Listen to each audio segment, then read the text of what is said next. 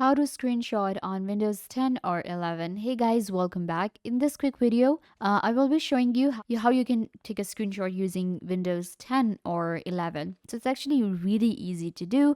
You have to use your keyboard for that. Let's actually open up a new tab and I'll take a screenshot. So you can see I have this, web page right here. In order to take a screenshot, all you have to do is just press Windows key on your keyboard and you have to select the screen.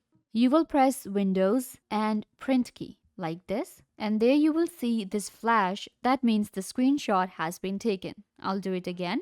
And you can see it takes the screenshot for you. The screenshot will be saved in your pictures within your folder right here. So let's open it up. You can see it has been saved as screenshot. So let's open it up. And you can see this is the screenshot of my, whole screen here. Now I can customize it really easily. We can write something or even crop our screenshot that we just took.